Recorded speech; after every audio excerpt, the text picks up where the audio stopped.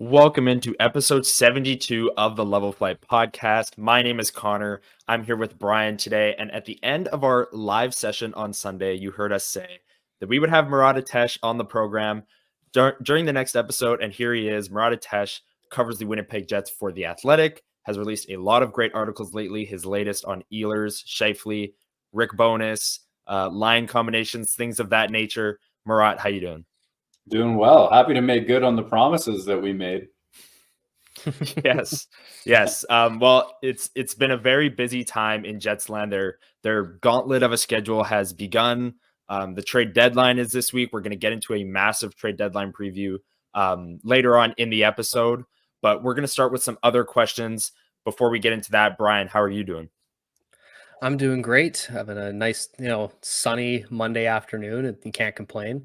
But no, it's great. Happy to, roll right into the 70s. We're making our way towards 100 one episode at a time. So it's good. But yeah, before we get into that looming trade deadline talk, we want to ask a few sort of relevant topics, especially with what you've been writing recently. That came out of the weekend for the Jets, starting with Nikolaj Ehlers. You released that article this morning at The Athletic, diving into some numbers surrounding Ehlers and Scheifele's dominance at 5-on-5, and especially what happens when they are separated. What do you make of Ehlers being dropped to the second line, despite, their analytics being stellar? Yeah, I think I'll start with the promotion in the first place, because I think the idea of Ehlers to the top line has been something that Jets fans have been clamoring for a while. I certainly noted in the comments at The Athletic or in the Twitter ads and conversation, I see quite a lot of it. It stands to reason. It makes sense. Ehlers, Scheifele, and Vilardi were a dominant line at 5-on-5. You can go back multiple seasons. Anytime you look at it, if Ehlers plays on the top line, they outscore teams. You can go back to 2018-19. He played in Connor's spot for a little while. It was him, Scheifele, and Wheeler. Winnipeg dominated those minutes. And one at a time throughout the years. Anytime that he gets promoted, things go great. As a matter of fact, anytime he's played with Scheifele, anytime Winnipeg has put those two together, they finish the season winning those minutes. And you can't say that about everybody. You can't say that about Kyle Connor even, despite how good he is and all the things that he does. So I think that there was a lot of celebration in Jetsland when they put that line together in Carolina, stormed to a comeback, 5 unanswered goals. Ehlers is all over it. He's making plays that set up Connor for scoring chances.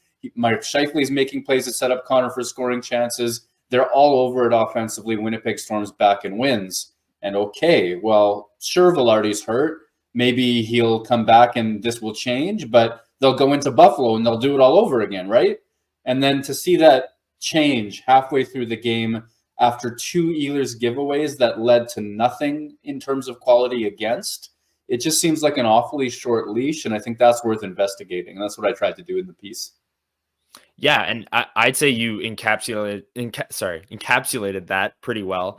The trade deadline aspect to it as well, we want to touch on later on in the episode when we talk about the Jets' potential plans. You outlined how Ehlers being in a second-line role might change that. Him being in a top line role might change that. So we're definitely going to revisit that piece in a second. But another story coming out of the weekend, and maybe really even the last 2 weeks, is Josh Morrissey. He's got 15 points in his last 8 games. The goal he scored against Buffalo, he has a defender's stick. I think Morgan Barron said draped across his torso, and then was able to score and tie the game. And he's just been dominant. So what have you seen from Josh Morrissey? I mean, obviously it's easy to just say he's been good because he's been elite for the last 2 seasons, but this stretch of hockey, these last 8 games in particular, what kind of level are you seeing out of Winnipeg's number one? Josh Morrissey has the vibe of somebody, like, put aside the points, when the puck is on his stick, right now it feels like he can take things over. And I tweeted to that effect in the first period when it was 0-0, right? Like this is this in the Buffalo game, I should say. There's a sense about him that he's got his wheels, he's got his vision, he's got his acceleration and those tremendous edges. He can accelerate in any direction. He has that confidence that comes with producing all of these points. So he's pushing up ice and making dangerous plays to great effect. Go back to the pass he made to Scheifele for Scheifele's Was it the tire? Was it the winner? I like the weekend's a blur, but for Scheifele's deke goal against Carolina, it's all, everything is working. It's the skill, it's the speed, and it's the second efforts and the hustle. And to score that goal against Buffalo with that stick across his torso, it's, everything is going his way. I think he was playing a similarly elite quality game when he wasn't scoring almost 2 points a game. Like I think that he's been him, so to speak, to use the lingo, for the full. But now it's all going in, and that's that palpable sense of he's going to be a difference maker. I can tell you, like, I know Josh Morrissey takes pride in being capable of that, and we're seeing it nightly. There's no moment that he gets the puck where you don't think something good could happen. Yeah, and oh, go ahead, Brian. Yeah, I was just going to ask, like, I mean, there's so many little things he does well with his game that lead to all these, incredible chances for him, incredible chances for his teammates. What do you think, though, in terms of those little nuances of his game, sort of translate the best in terms of him sort of being that, incredible sort of facilitator, that great defender, but now also being able to just rack up points like we saw last year? Yeah, I think it starts with not only his speed and his acceleration in any angle, but the decisions he makes with it. He's been jumping into the play for a couple of seasons now. Before that, you can go back to about 3 seasons where I think he's been one of the top defensemen in the league. But in that third one, going backwards, he sort of got the green light in the third period under the previous coaching staff. If Winnipeg was trailing, he'd jump into the play and you'd see signs of the guy that he is almost all game right now. It was a very specific contextual thing. Last season, it was kind of an all of the time thing, and this season as well. So the points are going in. For me, it's mobility, and it's the decisions that he makes, the timing of his pinches, the lanes that he hops into, the spacing that he chooses so that the puck does get to him. It's also a sense that when he picks that puck up in any moment, he's moving it. He already has his plan. He's moving it into a more dangerous place. So if he gets the puck on the wall at the blue line, he's already got his feet moving to accelerate that puck towards the middle of the ice. He's picked up that old school Tyler Myers deke from a standstill at the blue line where he freezes the forechecker, steps around him, and he's pouncing into lanes as well. And it just seems like the decisions that he makes always lead him into productive space, and he's getting paid for it in a big way. Yeah, I 100% agree. And you alluded to him being him, quote unquote, to use the lingo, or taking over games in a way that like NBA superstars do in fourth quarters, like things of that nature. I want to ask before we go to break and move into some trade deadline talk, what Jets since they returned since 2011 remind you of having that ability to just simply take over games? I have a few in my mind, but I want your thoughts. Josh Morrissey is obviously one of them. We saw that in Buffalo on Sunday, but what are some other ones in the Jets 2.0 history that come to mind? Well, the first ones that come to mind for me, Patrick Laine, in such a different way. He does not and never took over where the game was played, but he could change any given game with one shot, right? He wasn't a puck possession monster, but you could barely see it when he shot, and few players have that gift. He would take over games by virtue of that. I've seen Mark Scheifele put the team on his back several times over the course of these seasons. I think Dustin Byfuglien did it in a way that included physicality and comedy, to be honest, where he's carrying 2 guys around out of a scrum. I thought that really took things over. Connor Hellebuyck comes to mind as a guy that basically always does it, but I think skaters have the most emotional visual impact, and that's what's coming to mind, is those guys right there. Blake Wheeler, though. Blake Wheeler didn't finish quite well enough to, right? He's scoring 20 goals a year instead of 30 or 40 or something like that. But for the better part of Wheeler's peak years, he was maybe the top 3 or 4 or 5 even strength players on the planet. So I think that he deserves credit for dictating exactly where that game was going to be played and how for so long too. You mentioned Connor Hellebuyck, and my thought on that was I didn't include him on the list of guys who could take control because I just think he'll have control out of default. And it's nice to have that certainty, but no, having that set of players that can just step up when you need them to, it's one of those things that if a team has them, it really doesn't feel like there's a way that they're going to be too far behind. Yeah. the sensation, like whatever the numbers say, but that feeling, that idea that this could happen, that's one of the best fan experiences on the planet, I think. And like for players to be able to consistently give you that is like it's what makes them special. What makes Josh Morrissey a realistic Norris Trophy conversation candidate, and why Connor Hellebuyck is the likely Vezina Trophy, right? These are players in Winnipeg right here who are at the absolute top of their craft. And yeah, like, I mean, I get that sort of like, you know, that palpable what's going to happen here. And it changes the way that I feel when these moments happen. I'm just imagining fans who like live and die by this stuff. I mean, yeah, it's fun.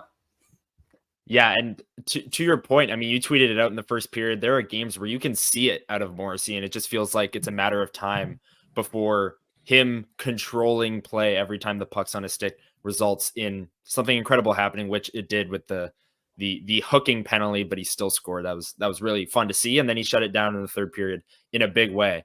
We're going to take a break here. We're going to hear a word from our sponsor, DraftKings. But when we return, Murat had two pieces recently on trade deadline stuff, some trade proposals, some targets, looking at the defensive side of things because the Jets already acquired Monahan. We're going to talk maybe potential plans. So stick around. Murat Ates is with us from The Athletic. We're going to hear a word from DraftKings and return with some trade deadline talk. We know hockey games move fast, but with DraftKings Sportsbook, an official sports betting partner of the NHL, you can score faster than anything happening on the ice. This week, new customers can bet $5 and get $200 instantly in bonus bets. Download the DraftKings Sportsbook app with code THPN. New customers bet $5 on the NHL and get $200 instantly in bonus bets. Only on DraftKings Sportsbook with code THPN. The crown is yours. Gambling problem? Call 1-800-GAMBLER or visit www.1800gambler.net. In New York, call 877-8-HOPE-NY or text HOPE-NY. In Connecticut, help is available for problem gambling. Call 888-789-7777 or visit ccpg.org. Please play responsibly. On behalf of Boot Hill Casino and Resort in Kansas, licensee partner Golden Nugget Lake Charles. 21 plus, age varies by jurisdiction, void in Ontario. Bonus bets expire 168 hours after issuance. See dkng.com/hockey for eligibility and deposit restrictions, terms, and responsible gaming resources. NHL and the NHL Shield are registered trademarks of the National Hockey League. Copyright NHL 2024, all rights reserved. And welcome back into episode 72 of the Level Flight podcast. Thank you once again to DraftKings for sponsoring this episode. We've got Murat Ates from The Athletic here joining us live on the program. And Murat, you released the piece today. We talked about it right off the top. Nikolaj Ehlers, the deployment in the top six. Your piece also touched on how their deployment and how they use Ehlers might change what the Jets trade deadlines plans could or could not be. Just maybe expand on that, how maybe when Ehlers is used like a top line forward, holes open up elsewhere versus when he's used as a second line forward and things of that nature. What in your piece kind of covered that aspect of the deployment in the top six? Yeah, I'll start by saying I don't know the latest info on Gabriel Vilardi's upper body injury. So, you know, if he's out for a long time or something to that effect, all of this could change, right? So that's a consideration. But for me, Winnipeg runs its lines in a pretty straightforward way. There's a primary scoring line, Mark Scheifele centers it. There's a primary checking line, Adam Lowry centers it. And then the remaining scorers are essentially on what's line two, and that's Sean Monahan's line. When Nikolaj Ehlers plays on that Scheifele line with Gabriel Vilardi, when they did it when they were healthy, Winnipeg ran up a 15-4 score advantage. They generate goals together like the elite duos and trios do. Scheifele and Ehlers specifically, by the way, 21-7. Winnipeg wins their minutes 21-7 this season, which is the identical number to Eichel and Stone on Vegas Golden Knights last year, two of the top players in the league on a cup-winning team. And Mark Stone's thought of as one of the best two-way players on the planet. So there's that. It's my belief that if you run the lines with Ehlers, Scheifele, and Vilardi, or Ehlers, Scheifele, and Connor for that matter, when Ehlers is on the top line, it generates enough goal differential such that the remaining players on line two, Sean Monahan, let's say Nemesnikov and Vilardi or something to that effect, or Nemesnikov and Connor, whatever the combination is, they don't have to dominate. They don't have to generate a 15-4 goal advantage if Ehlers and company are doing it up top. And obviously, it's not going to be a perfect 15-4. Playoffs are going to be tougher, all that stuff. If Winnipeg's top line is cooking, I don't think Winnipeg needs another top six forward. If Winnipeg's top line is not cooking, and we've seen that Connor Scheifele-Velarde trio, 9-9 was the score, and they got outshot, and they got outchanced. That doesn't seem sustainable to have an average first line on a cup contending team. Well, Ehlers and Monahan haven't been enough to outscore things from a second line perspective with the minutes that they get in that situation. And now you're thinking, well, okay, Alex Iafallo is pretty good there. Nemesnikov is pretty good there. But don't the Jets need something else? If the first line is sawing things off and the second line is only winning a little, maybe they need more help. So for me, it's actually Ehlers on the top line makes the team more solid as opposed to opening up needs. I hope that made sense. If it doesn't, read the thing because I'm much better in written word. Yeah, I mean, it connects perfectly to sort of what I was thinking next here, where I was curious as to what your thoughts were in terms of their biggest need. Obviously it's a bit reductive, especially with what you had just explained with what makes the needs change in that forward core. But in terms of where it stands now and where it seems to be headed, would you say a top six forward or a top four defenseman is their biggest need, or are they just going to look for depth? I mean, heading into the next season, part of me, or heading into the stretch run and playoffs? Because for me, those are two different considerations. Stretch run. Stretch run and the deadline. I blanked on something there for a second there. No, so all good. What I'm hearing, and this again could change depending on the Velarde situation. It could also be incomplete information, but I'm hearing that the Jets are more likely to tinker around the edges of their lineup than anything. So defensemen that might be able to play, in a pinch in that sixth spot or be depth on the 7 and 8 variety. Logan Stanley and Nate Schmidt have sort of rotated in and out of that sixth spot. Some coverage there is kind of what I'm hearing. I haven't heard that the Jets are necessarily in any of the exciting top six forward types. Again, that could change, or I could be wrong. And that's a sense, I think, a testament of the Jets believing that they have the pieces in the room and have had such success and played such quality 5-on-5 defense in particular through so much of the season anyway, that it's got things sorted out. The other thing that I would say is I don't think Winnipeg is in any hurry to trade a first or even that Montreal second unless they identify something that feels to them like a crazy good fit. And my understanding is, well, they valued Monahan for a long time. There has been some Monahan smoke for a little bit, actually. And they correctly identified that, hey, this guy's going to fit in, especially on that power play. I don't see them doing that for a maybe. And I don't see them doing that at all, actually, if they have everybody healthy.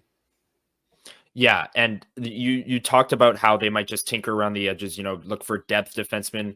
Your article last week, I believe it was, looked at 9 defensive targets for the Winnipeg Jets.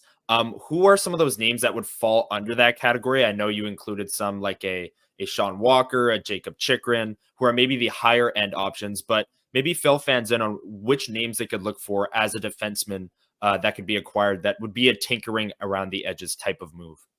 Yeah. Gosh, I look back at that article and, I did include people who I thought would be perfect fits, like Chris Tanev, that type of player, and just the depth that Winnipeg would have if he were in the top 4, or even if somehow he ended up on that third pairing, just being overpowered from that position. But focusing on that depth, I think that Walker is the type of player who can have a really big impact from a third pair. I don't think he's the stylistic player that the Jets are necessarily looking for that position. He's good at jumping into the play. He drives defensive results by being actually a reasonably good defender in that third pairing hole in Philadelphia. I'm looking at players and I'm trying to identify somebody who has that sort of, I want to say, cup winning experience. I want to say veteran status, can be in and out of the lineup. And I'm not sure if I've landed on it exactly, but Eric Johnson in Buffalo is a player that fits that criteria. He is, past the point where he's a valid top 4 defenseman. To be clear, he was one for so many years, but he's getting up there now. There's a lot of people who think he stepped up his game in a big way for Colorado during their cup run when he won it there. That's one that I wonder about. I don't think Joel Edmondson is happening necessarily, but Winnipeg watched him play the best hockey of his career in a cup-winning year for St. Louis, and then protecting the middle of the ice for Montreal when the Jets got swept. And I've never been able to shake it. Maybe I'm just moved by him bringing the Stanley Cup to Brandon. But I've never been able to shake the idea that Winnipeg liked the way he protected the middle of the ice. Again, it's been a while since he's been as effective as that. So I've been casting out for players like that. My favorite fit for the Jets would be Alex Carrier from Nashville. But now they're making a push. And what's it going to take to actually pry him free if they're in a playoff spot? Similarly, to kind of move things up front a little bit here, around the edges, obviously that would involve not, addressing that, second line, the bit more of the higher firepower guys. What sort of those fringe guys are you looking at there? I know a name that a lot of people have brought up recently in terms of fit is Anthony Mantha, who has been playing more of a third line role in Washington this year. Who do you have your eye on a little bit based on that criteria? Yeah, the interesting thing, like Mantha, I saw Elliot Friedman mention Mantha, I think, in his 32 Thoughts as well. And Friedman knows things. Mm-hmm. So, I mean, that type of player, perhaps if Velarde is out for a while, I guess I'm sitting here and not expecting anything in that range. But I did write a little bit about Jason Zucker. I don't think that's happening necessarily from Arizona, but there's been some Arizona-Winnipeg conversations. People have talked about players out of Philadelphia before. I think Konechny is a dream that isn't going to happen either. People have talked about Buchnevich and Tarasenko and Jordan Eberle. And I think Jake Gensel is probably the prize of the entire situation right now. And would be a player, honestly, I would love for the Jets, to be honest. Guys, I can't find myself saying, hey, I think this is happening or anything to that effect. But those are players I like quite a bit. Mm-hmm. And another thing that's kind of a big factor on whether or not the Jets add up front, obviously, we don't know Gabriel Velarde's injury status. We should know more tomorrow. When you're hearing this today, this will be posted Tuesday. The Jets are back Tuesday, morning skate. Maybe Rick Bowness will say more. Maybe he won't. Stay glued to Murat's Twitter, our Twitters. We'll be posting it. But another thing that kind of factors into whether or not they look to add at the deadline is whether or not they believe Rutger McGroarty can be a player for them down the stretch. Based on kind of like your perception on this situation and whether or not he even signs his ELC at the end of this year, what do you think the chances are of Rutger McGroarty coming in and maybe not being a top six forward through the playoffs, but maybe playing a role on a third line? Or maybe with Lowry, that's that line bonus trust maybe a little too much, but a fourth line role or making an impact in Winnipeg's lineup in the playoffs. Do you think that A, affects maybe their trade deadline plans to tinker around the edges? And B, do you think that's a legitimate possibility? I think I've learned in life, and in life, I mean in the most recent couple of years, like one does not bet against Rutger McGroarty. I mean, I think he fractured ribs. He had a partially deflated lung. Like, let's get the medical information straight from the devastating check into the boards and then into the ice that he took earlier this season. Comes back, recovers, captains Team USA, plays phenomenally in the World Junior Tournament, goes back to Michigan, runs up impressive point totals, a level of offense that I think even his staunchest supporters were skeptical that he had available to him. Like, this is a player who I think has continued to defy anyone who might dare doubt him. And now, after I say all of that, I do think that, I'm seeing some narratives about Rutger McGroarty coming in and having a major impact. And I just want to say, pump the brakes on that. You mentioned the third line, Connor. I mean, good point. Rick Bowness isn't breaking Niederreiter, Lowry, and Appleton apart for anything. Right. That's not happening. I don't think it's happening for a college player. It's not happening for Morgan Barron. It's not happening to get Niederreiter up the lineup. That's kind of how I see that situation. Could he be a player on the fourth line? If he signs, yeah, certainly he could be. I also think it's important to note that the scale of competition from college to the NHL is steps higher. I mean, Brad Lambert and Nikita Chibrikov are playing at a higher level in the AHL against a tougher level of competition than Rutger McGroarty is. if McGroarty signs a contract and becomes a full-time Jet above them, if I were their agents, I'd be a little bit frustrated by that. There is a lot going on, but at the same time, if you're Rutger McGroarty looking at everything you've accomplished, an ELC, if you get Jets playing time, would have to be tempting as heck as well. So I'm not sure what's going to happen in that regard. I would treat anything positive as a tremendous bonus, even knowing that McGroarty has outperformed what I've thought of as reasonable expectations for him many times. I'm gonna spin this a little bit as well, because with everything to do with the reluctance of the Jets to really trade their blue chip prospects, and I'm not saying they should, but I don't recall a point where the perception from both public and what appears to be within the organization of a prospect has been this high on a guy like Rutger McGroarty.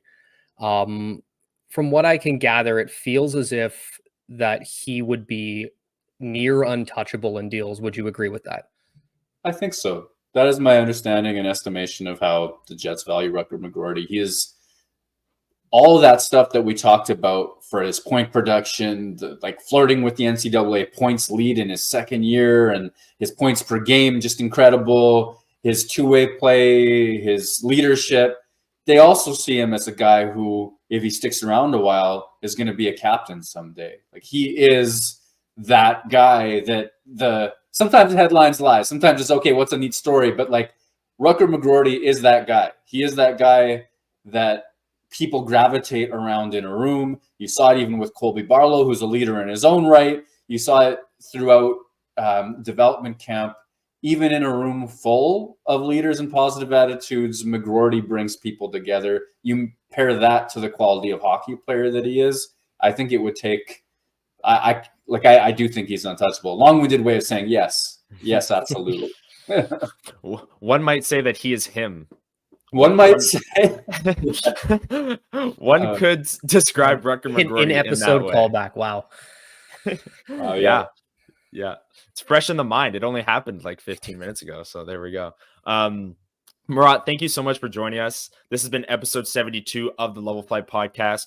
Of course, you are welcome back anytime. We've asked you many times, and we appreciate every time you come on, especially during the trade deadline season, a very busy time in the Winnipeg Jets media landscape, and a very busy time with the schedule. The Jets, when you're hearing this, they'll be playing tonight against the Seattle Kraken. But on the way out, maybe plug what you've got coming in the upcoming days as the Jets near the trade deadline. Yeah, I mean, for the next few days, it's all trade deadline preview and reaction, I think, would be front of mind. Got a couple of features in the bag. Had a nice chat with Josh Morrissey not too long ago either. So that's exciting.